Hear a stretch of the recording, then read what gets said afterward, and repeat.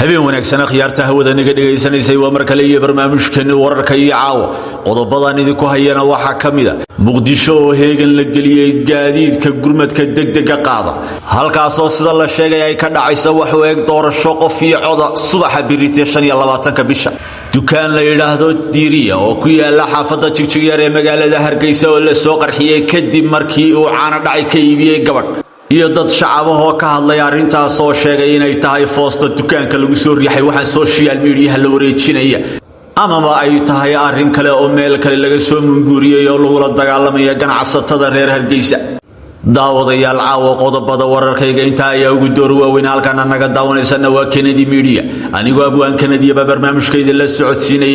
fadlan muuqaalka share gareeya haddii barteeda YouTube hore ugu xidhnayna waxaan ka codsanayaa qof kasta oo daawada muuqaalka inuu subscribe ta saaro oo soo booqdo YouTube-kayga Kennedy Media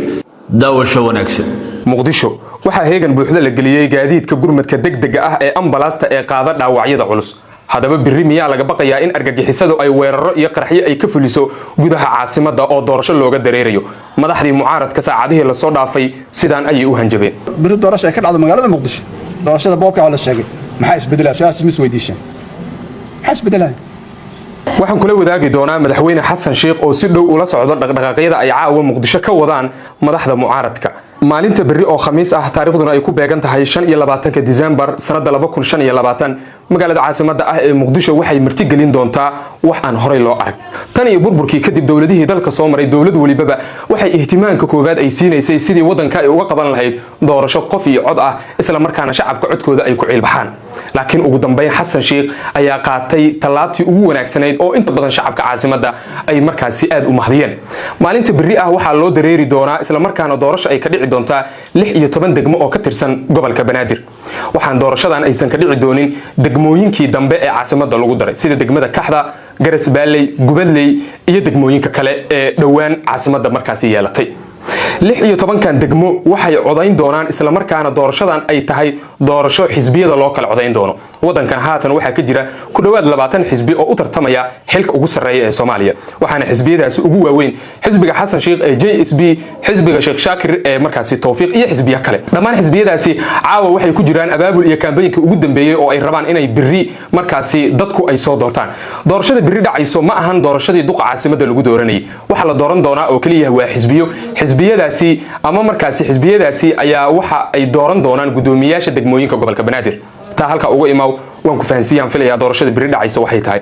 hadii aan u nimaano madaxdii mucaaradka caawa magaalada muqdisho waxa ka socda abaabulkii ugu xooganaa oo ay wadaan madaxda mucaaradka oo ay ku doonayaan inay birri ku baajiyaan doorashada xasan sheekh uu wado ee ku aadan in wadanka uu gaaray heer ay shacabku doortaan madaxda iyagii maamuli lahayd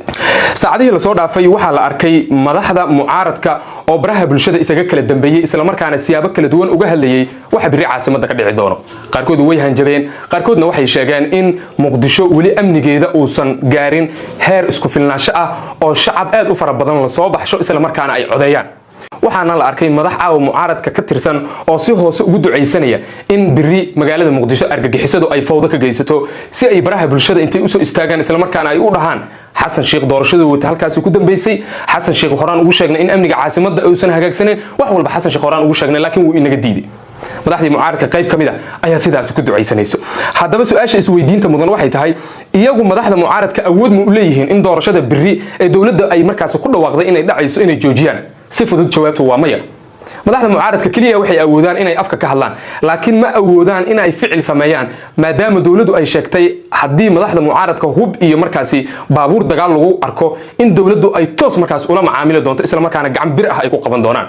cabsi taag u keenaysa markaas madaxda mucaaradka aysan awoodin in ay soo baxaan isla markaana ay doorashada ay baajiyaan inkastoo madaxda mucaaradka ay sheegeen in wax kasta iyo natiijo kasta oo ka soo baxda doorashada birri dhacaysa in gabi ahaanba aysan ku qanci doonin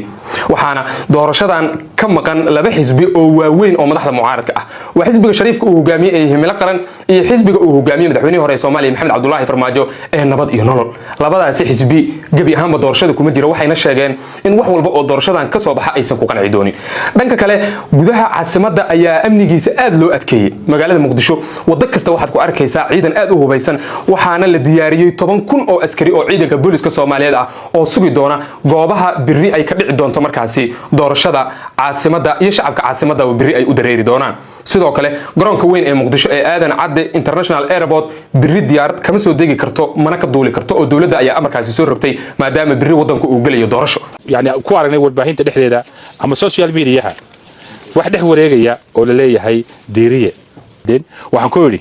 birri toole waagu haynoo bariyo inanteena haday ceeb jirto waynu xalin doonaa ee soo damiinta bismillaahir rahmaanir rahiim waxaan aad iyo aad ugu mahad celinayaa saxaafadda maanta nagu soo booqatay bakhaarkan weyna diiriye waxaan leeyahay aad iyo aad baad mahadsantihiin runtii waxa jiray maalimahan ama saddexdii cisho aynu soo dhaafnay wax badan oo social media dhex wareegayay ama saxaafadda wareegayay waxaan leeyahay kumbaniga diiriye ama bakhaarka diiriye runtii waxa dhacay waa wax aad aan uga xunnahay wax qurux badan ma aha ganacsigu runtii ma aha wax la aflagaadeeyo ama wax la fadeexaday mid ma aha laakiin waxaan leenahay wixii dhacay iyo siday u dhaceen kullay wax aad u fool xun bahayd waxaana filayaa waxaas inay yihiin waxyaabo ganacsiga lagu xumaynayo ama lagu bahdilayo waxaan ka warrami lahaa in yar xaalkani sida uu u dhacay iyo waxaan baraha bulshada la wareejinayaa sida uu ahaa ee xaqiiqada ah runtii waxa dhacday maalin 16 bisha ayaa waxa noo yimid nin gaari noo haawata ayaa bakhaarka diiriye yimid wuxuu ka iibsaday kartoon caana ah oo kuwa liquidka ah inankii si fiican baa loogu adeegay si wanaagsan baa loogu shaqeeyay waxaana la socday oo la leeyahay gabadh sheegaysa maalintaas ana la socday maya anagu maanaan arag gabadha inta badan fadeexada iyo ceebta aynu inta badan ku aragnay warbaahinta ku jira waxa jiray caanaha markiina loo keenay ama uu naga iibsaday anagu kartoon nadiif ah oo caafimaad qaba ayaanu ka iibinay waxa dhacday dabadeed maalintii aanu ku aragnay warbaahinta dhexdeeda ama social media wax dhex wareegaya oo la leeyahay diiriye ayaa naga iibiyay wax dhacay runtii diiriye muddo dheer buu soo shaqeynayay khibrad buu leeyahay waxa uu ka shaqeynayo waxa uu qabanayo ma aha bakhaar iibiya wax aan bulshadiisa iyo dadkiisa midnaba aan munaasib ku ahay runtii waxaan u arkaa arrinkaasi inuu ahaa arrin si gaar ah looga soo shaqeeyay cid badan ay dabada ka riixaysay kullay kumbanigu markuu horukac wanaagsan sameeyo waxa dhacda in uu yimaadaan cid badan oo ka xun ama businessku marnaba isku faraxsanayn waxa dhacday dabadeed maalin dabadeed inuu ninkii soo celiyay kartoonkii caanaha ahaa ee liquidka ahaa meheradu keenay isagoo kelidii sida oo cid la socon ayuu meherada soo galay si qurux badan ayaa loogu adeegay wuxuu yiri caanahani ni waxba xumaaday iga eega sida idinkaba hadda idin muuqateed arkaysaan kartoonkii uu miiska soo saaray xabad buu ka soo saaray wuxuu yiri xabadana xumaatay ninkaasi mu oran dheedkiisa xumaaday ama dheedkiisa dhacay sida idinkuba hadda indhihiina ku arkaysaan ee idin muuqata waa loo eegay waxa la arkay xabadaasi inay xabad ciladaysan tahay waa loo bedelay isaga waxa uu sameeyay meheradii intuu galay gacantiisa ku soo qaatay sida ay indhihiinu arkaysaan hadaba waxa dhacday ninkaasi inuu marnaba ka cabanaynin caano xumaaday iyo caano dhibaato ay ku jirto runtii ninkaasi wuxuu naga baxay si qurux badan oo wanaagsan oo farxadi ay ku dhaxantay wata wajigiisa ka muuqata laakiin waxa la soconay oo aan arkaynin banaanka in cid u joogtay gaari banaanka u taagan oo gaariga ku jira waxa ka soo degi doona markii uu dambeysay uu sii baxayay sida aad kamarada ka arkaysaan ninka gabadha walaalkeed ahaa waxa dhacday markaa uu caanihii qaatay in caanihii uu isagoo ku qanacsan oo caanahaasi dheedkooda waxba ayna qabin oo ay caanahaasi dhacayaan 2026 bisha 7 22keega ayuu isagoo ku qanacsan oo waliba u dhadhamiyay sida hadda kamaradayda ka muuqata gabadhu marka ay leedahay waana la rabshay waana loo diiday indhihiina idin macallina wax la rabshay ma jiro qofku xaq buu leeyahay wixii uu garan waayo inuu soo celiyo xaq buu leeyahay in lacagtiisa loo celiyo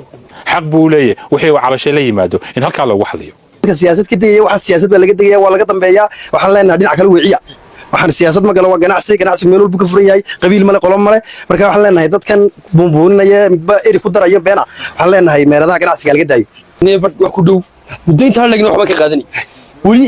deeri igama iibin alaab dhacday laakiin simbal marka alaab qaadanayso alaabtu waxay leedahay cilado mar waa dhici kartaa inay xabad xumaata jirto anagu sideedan customer ku raali gelina xabad xumaata uu ka bedelaa laakiin waxaan dawladda waddanka lagu sameeyay maaha wayna dhacdaa xabadaha yaroo kale laakiin wax ku dhacay weli deeriya kuma arag ilaahay baan igu kagamanan qaadan weyn laakiin saacadii la soo dhaafay muuqaal baa baraha bulshada wareegay adiga muuqaalka sidee kula muuqda daawani muuqaalka meel aan u qaadan waan garan waayay laakiin waxa xumaaday in sidii la igu sheegay wax xabad xumaatay uu qaatay xabadiina isla haddana iyada laftigeeda kale dib u qaatay amisha weyn baan nahay maalintii la bilaabay ilaa maanta baan joognaa wax damage-na kuma arag de kartoonka kolka uu isugu moorgaraysan la keeno de waxa haddii bacda hoose ay furan tahay ugu wuxuu noqon karaa uu adkaan karaa muhiimaddu maaha kartoonka dhacay 12 min baa ku jira hal xabaa lagu arki karaa halka xabaa la iska bedela ama waa la tuuraa ama de sad doorsad yeelsa laakiin meeshan uma aragno wax dadka lagu buunbuuniyo la yiraahdo kulba qof qaato yiraahdo wax dhacay baa jira caani waa ku yag yaalaan anaga imkiibsanay oo ka gaariga noo saaran waxaan ma aragtay damage kuma aan arag laakiin dad siyaasad ma garo waa ganacsi meel walba ka furan yahay qabiil male qolo male marka waxaan leenahay dadkan buunbuuninaya eri ku darayo beena waxaan leenahay meeladaha ganacsiga laga daayo anigu 13 sano ku xidhay ilaa maanta joogaa isagoo inta ka yar baan joogaa imkaro kumburi wax damage kuma arag ma imikadan waan ka iibsanay wada ila kulmay marka de waxaan sheegayaa dadkan waxaan baahinaya in waxaan ka daayan weeyaan waxaan ganacsigu ma laha qabiil ma qolo male meel walba ku furan yahay qofkii wixii ku qanciyad iibsanaysa waxaan ku qancin ma iibsanaysid laakiin ku dardarka wixii aan jirin waxaan odhan lahaa ganacsiga meel kasoo joogo ganacsiga waa xor marka laga daayay siyaasadda waxaan waa siyaasad ma hatan imka ganacsi laakiin waa siyaasad marka meel kale laga soo abuuraya dad ujeedooyin la waxaan wada dad ay tiktokyadu shaqeyn waayeen ba waxaan wada marka waxaan soo jeedin lahayn in wax laga waantoobo oo dhinaca bulshada u dana in laga shaqeeyo oo sida dahabka la guranayo wixii lagu baaran lahayn la geeyo laakiin in dadka meheradaha shaqeysanaya isku shaqeysanaya in la daba gala maaha